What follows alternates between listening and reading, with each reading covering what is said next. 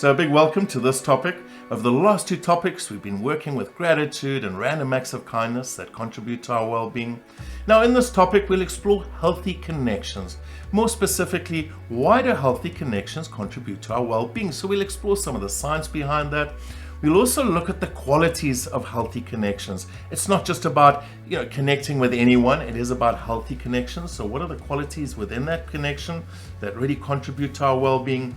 And finally, just some tips in terms of how we can improve our connections with others. We as humans are built for connection with others. Consequently, social connection and a sense of belonging is an important factor when it comes to our well-being. A landmark study showed that low social connection and loneliness is more detrimental to our health than smoking, obesity, or high blood pressure.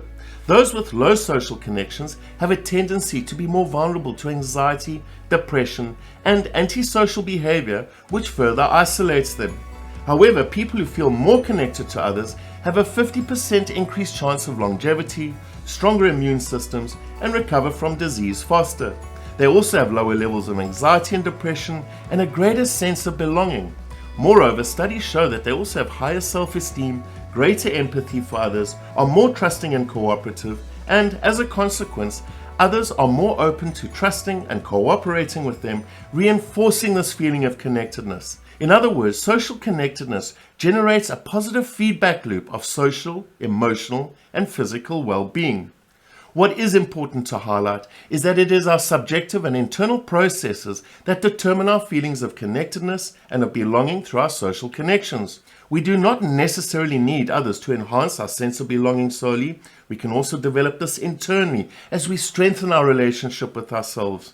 However, it is important to become aware of our tendencies to isolate ourselves from others when we are feeling stressed, depressed, and anxious, regardless of the relationship we have with ourselves, and to connect with our friends or family to help boost our well-being when we're in this emotional space.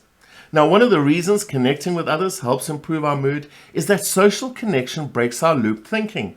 Loop thinking is where we have the same thoughts again and again when we're alone.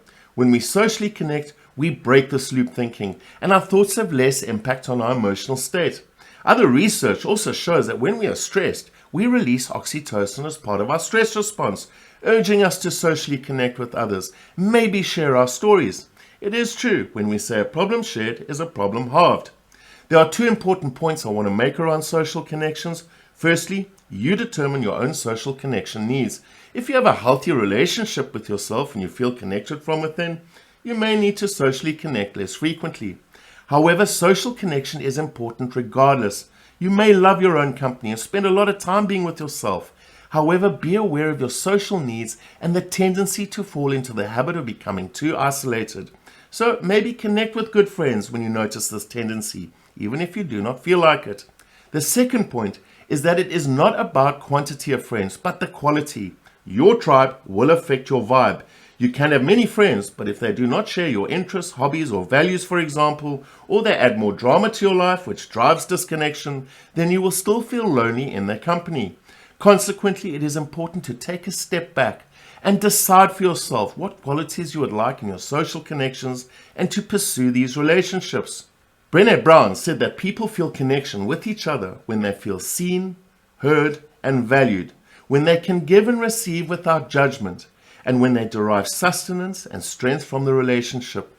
I feel this is a clue as to what qualities are required for a healthy connection to take place, and remember, it is a two-way street. If you only have one friend who meets these qualities, then you are truly fortunate. One of the difficult requirements, however, may be to draw boundaries where you find your existing tribe is lowering your vibe because these qualities do not exist, and to let them go without any judgment or blame. As you let them go, you then make space for new, richer relationships and connections. Interestingly enough, social connections that boost our well-being also include talking to strangers.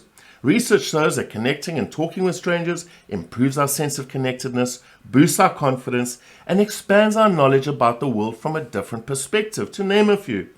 I get this may be difficult for the introverts, but maybe you can challenge yourself to chat to a stranger in the shopping queue or on the bus and experience the benefits for yourself. You may feel you're intruding on others, but studies show that generally the strangers feel happier that you connected with them too. I usually read the room with this. For example, when I'm flying somewhere, I am mindful as most people want some privacy when flying. However, usually when we're about to land, I find they tend to open up and start chatting. Maybe because they no longer feel they will be stuck having to talk with someone for the entire flight, now that it's coming to an end. So how can we boost our social connections and build stronger relationships? There are many ways to do so, from a telephone call to a personal visit. What matters is the quality of the conversation and the sharing of stories, experiences, and having a good laugh in a psychologically safe space. It is important to consciously take time out to have our social connections. If you live in a family environment, then make time to be with them, as we can take each other for granted when living in the same space daily. At home, maybe turn off the TV and have a game night or just talk with each other. If you haven't seen your friends for a while, then arrange a day or an afternoon together where you can share some experiences and listen to each other's stories. Or maybe you can have a lunch break or a coffee break with a work colleague. If you know a friend or a family member who needs some support or company, then make time to see them. And last but not least, maybe talk to someone new. Ultimately, it is about awareness around the quality of our social connections and the importance of having them when it comes to managing our well-being, especially when we also need some support. Remember, it is okay to ask for help when it is needed, even though this may be difficult to do, but it is vital to have the support when it is required. And as I've discovered for myself, a friend in need is a friend indeed. Now, in the next topic, we will explore the conscious living practices of eating and exercise. We'll look at some of the science behind it and why it's so important to be more aware of this in terms of our well-being. Now, as we finish off this topic, I'll leave you with this quote.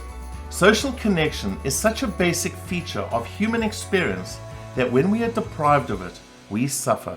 So I will see you in the next topic, and until then, take care and stay aware.